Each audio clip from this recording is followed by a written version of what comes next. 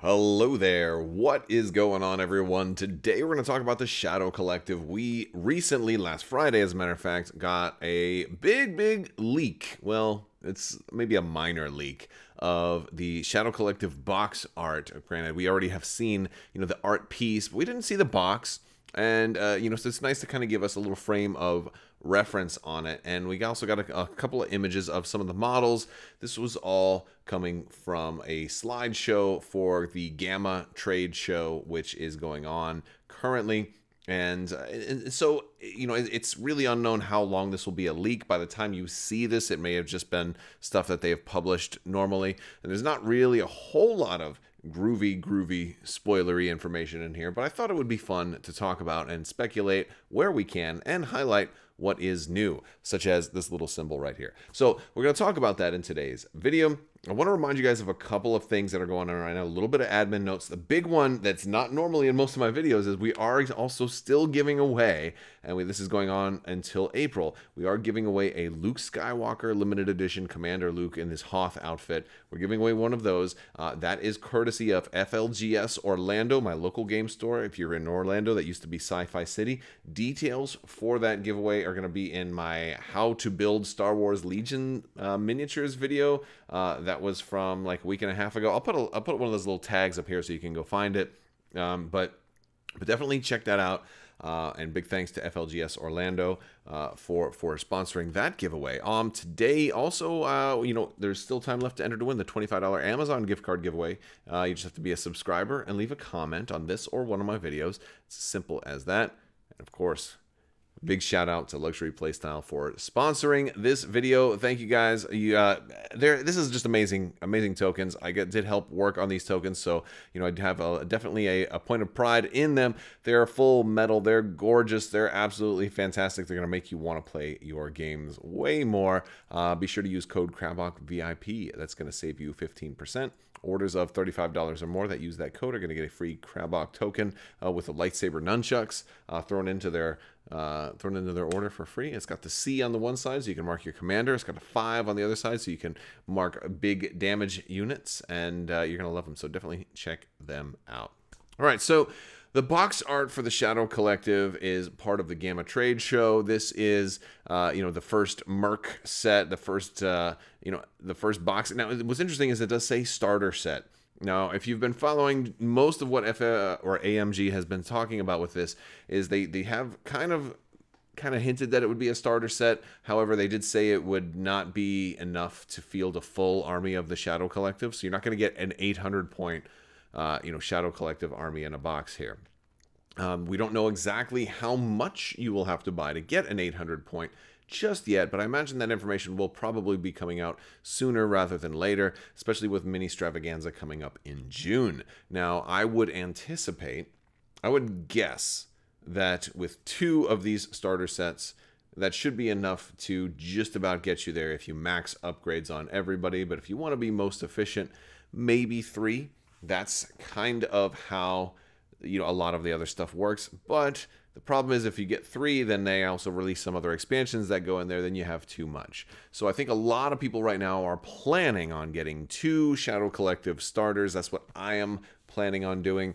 And also, since you're going to get a Darth Maul in there, let's look at some of the stuff. So first off, this is the Merc symbol that they're putting on this box. This is either, it's certainly not the Crimson Dawn symbol. So it looks like this is going to be that Merc symbol that was going to go on Merc cards that was kind of blocked out during that early Mini Stravaganza preview we've got of the Pikes unit cards.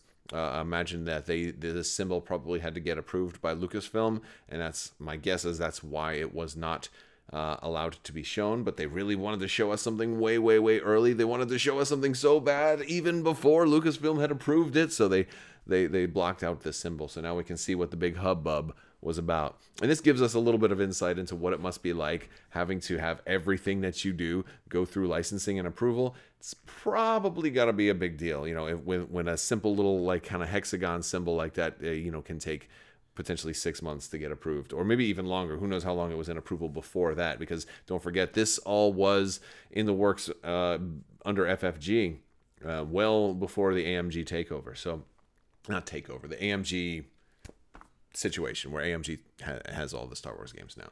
It's not. It wasn't a takeover. It was more of a handoff where Asmodee just said, "This is all going there now. Nobody can tell us anything about it." That's just what's happening.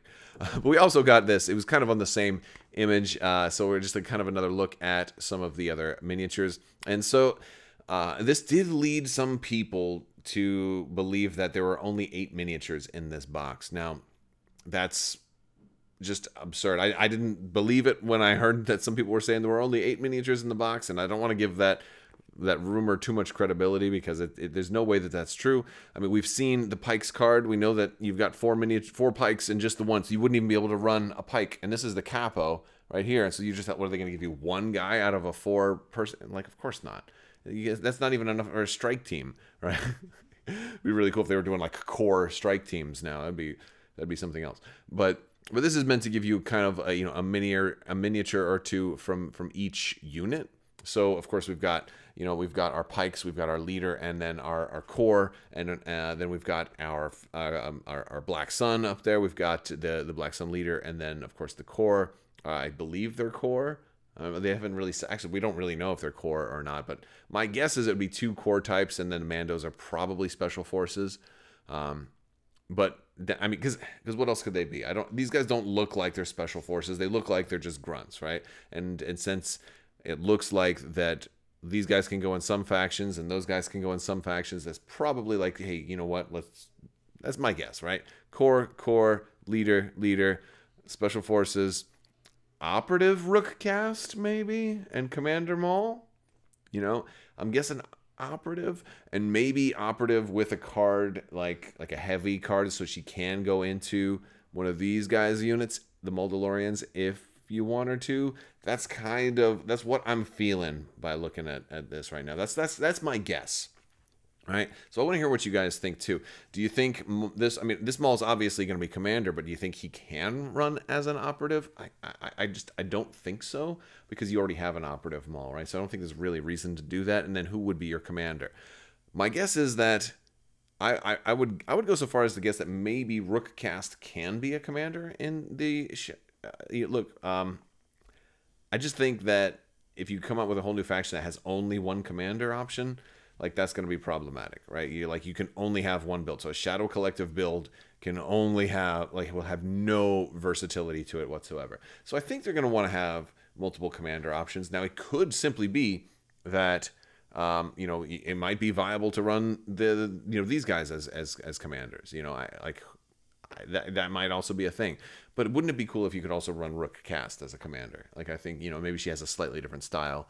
But then again, maybe she should be an operative. Maybe she should be also a heavy. I think whatever they give her, they should also give her a heavy weapon option.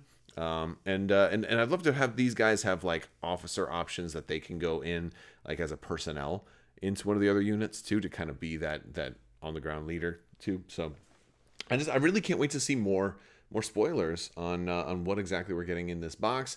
And also the bigger question here: what other expansions are they releasing alongside this box? I like, this was a big wave, and granted, there's a whole lot of stuff in this box, and so I get that.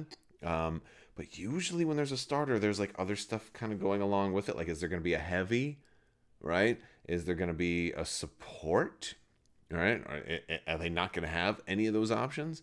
If Rook Cast isn't an operative, are they going to have only commanders and core and special forces? Like, wouldn't that be weird, right? Or are they going to leverage any of the new stuff? Like, they talked about a new rank altogether for stormtroopers in Blizzard Force.